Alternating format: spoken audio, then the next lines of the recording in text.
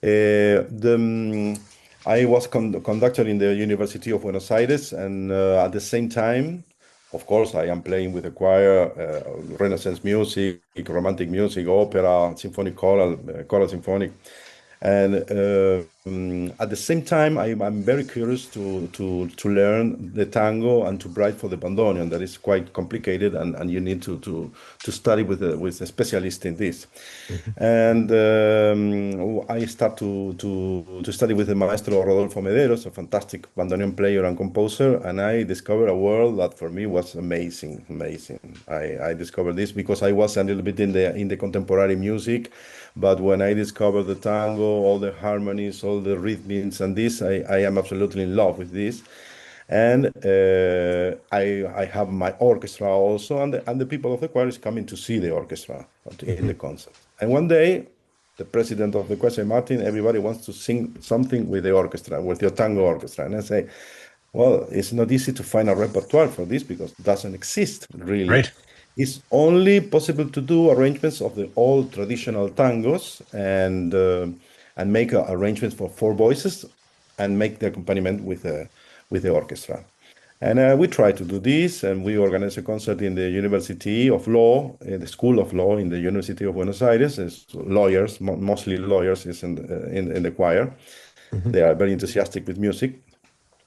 And we present our concert with a cappella songs, the orchestra alone, and at the end, four or five tangos with orchestra and choir. And the result was not very good. I have to say that for me was a disaster. The problem is like the tango is like the jazz. It's music that is made to sing only by one singer, and the singer can improvise and make a lot of inflections in the voice, the clamation of the text, and the improvisation is very important. And as a choir conductors, we need to fix a way to do it and repeat all the time the same to be together. This is very simple. And I say, okay, we did this concert, everybody's happy, the public likes a lot, but for me, it's experience that is finished. Mhm. But the people, the choir insist, and I say, well, if you think that it's not possible to sing the traditional tangos, write something new. And I think for myself, maybe it's the same problem with the traditional tangos. But in my head, the idea start to work a little bit, and I arrive home and I start to play the text of the mass because we normally prepare a lot of masses, Mhm. and in this moment we are preparing one of the Mozart masses, and all the text is in my mind, and I start to work with the Kyrie, and the ideas come. So I say, well, if the ideas come, maybe it's possible to do. And I finish the Kyrie and I show to the choir, and they show we practice the Kyrie, and they say, oh, this is nice. Maybe you can finish. And I was pushed. Later, I was pushed for many conductors to finish this because sounds interesting. Mhm. But I never suspect now that it's playing in all the world practically. I never suspect, and I don't. It was not the aim of this is not Right. to to compose a popular piece. It's just an experiment, but I think it was with luck. But this is the story. For this reason, I say that it's a little bit a need. It's a need of the choirs. The choirs need new repertoires, and Sure. connecting this with tango because I am all the time with the tango, and they want to do it with a tango orchestra. So this is the story a little bit. Yes. That's quite a story and quite an accident. You referred to it as an accident, and this accident has moved all across the world. I mean, there are performances of this piece, around the world, and it has Mhm. such popularity. Yet it has a very Argentine, center, um, and I wonder how that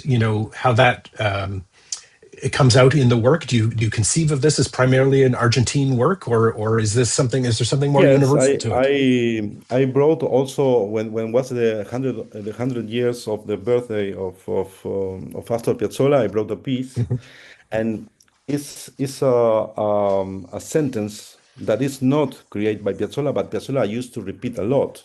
Hmm. When you paint your town, you paint the world. And this is, I think, is the most important question in the music of today. Hmm. To show what do you have around you in your place. I think this is and more in the countries that we don't have a development of music so big or so long. We are not like Italy in Argentina. We are not like Italy that started the music in the Middle Age or before. Of course, right? Yeah. And we have to make the development of this. And I try to do this, putting together, and you see the bandoneon is a kind of organ, so it's a Hmm. connection. Hmm. It's not very clear if the bandoneon was created to play in the churches in Germany. It's a German instrument, and I Hmm. am very close to Krefeld here. I am Krefeld is the city of Heinrich Band, that was the creator of the bandoneon, and the Yes. bandoneon is the name of him. And it's but it's true that they use the bandoneon in the small churches that they don't have organ, no? Hmm. So it's a Hmm. kind of a small organ. And of course, when I arrived to Argentina, nobody is playing religious music. It's in the border of the city, and they come in tons of bandoneons in the ships, and it's very cheap to buy it. So the people is curious and buy this, and in a moment it's plenty of bandoneons, and the tango is sounding around, and they start to use the bandoneon Hmm. again by accident. I think in the tango it's just because they have bandoneons, Yeah, it was and there. the problem is that because it's too difficult to learn, because you know that the bandoneon is open one note and closing another. Hmm. So you have four keyboards and you have to play four keyboards. It's possible to see my hands, yes. Hmm. Hmm. And the order of the notes is one way open and another closing. So you have four keyboards, and it's complicated. And there are a lot of here in Germany. There are a lot of different instruments close to the bandoneon, but easy to play. And Hmm. they say nobody wants to play this. You can send to some part in everywhere in Argentina, for example. But it's incredible story how this German instrument that was not really accepted here as it was accepted in Argentina. And becomes It's, such an important part of tango music, and of course in your and mass. and it's the face Yeah. of the tango, the Yeah. bandana. That's a really beautiful quote that you said of Astor Piazzolla. That when you paint your town, you paint the world, and certainly Mhm. one of the critical color of that painting in your music and in tango music is that bandoneon, Yes, and and it's a little bit so against central. yeah, it's a little bit against the question of the 20th century, mostly that the music is individualism, and it's not important to where you belong. It's Mhm. brain music, and for me this is a little bit now old-fashioned, and we have to recover a little bit the belong to represent the place that you belong. No, for me it's important. Yeah. And I insist a lot to the young people to study all the music that they can, but Mhm. including the music that you have around. If you live in the center of Argentina, it's not the tango, it's the chacarera, it's another Sure. folk music. But you Mhm. have to express a little bit this. How to Mhm. do, I don't know, but it's necessary to find a way.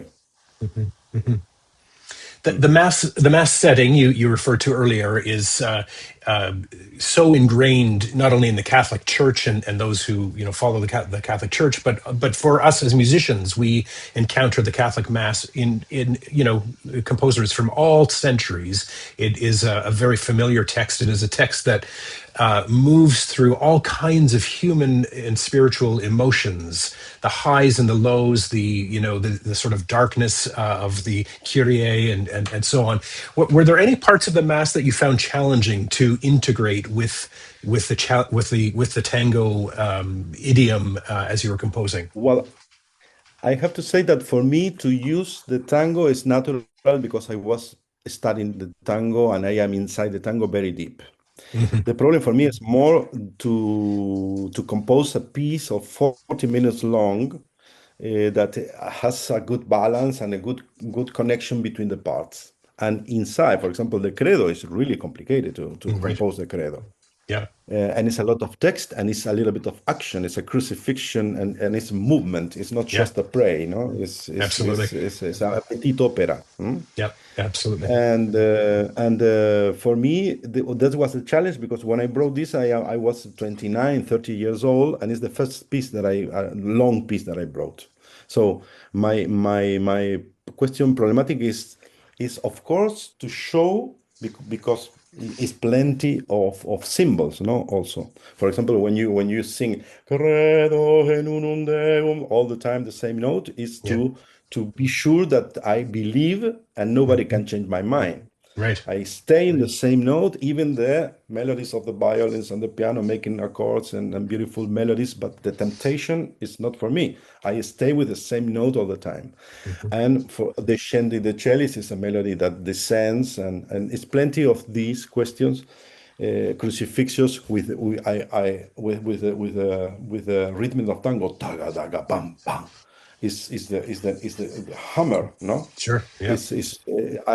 I try to express in music all the questions of the mass, and without forget that I am trying to put the tango inside, of course. But this Mhm. was not a problem for me. The problem is to create a long piece in a good with a good shape, with a good morphology. Right. That's I was a little bit young and with not too much experience for this. No, of course, I love the religious music. I perform a lot of Palestrina, Tomás Luis de Victoria, the Mhm. Renaissance music. I am fanatic of polyphony of the 15th and 16th century.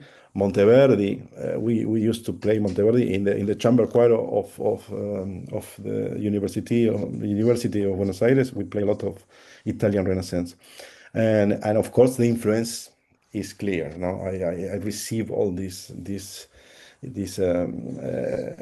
different techniques of mostly from the Renaissance. For example, the Agnus Dei Mhm. is a little bit like a Palestrina style with new harmonies, of course, Sure. Yeah. but it's a counterpoint and it's trying to do something a little bit Renaissance.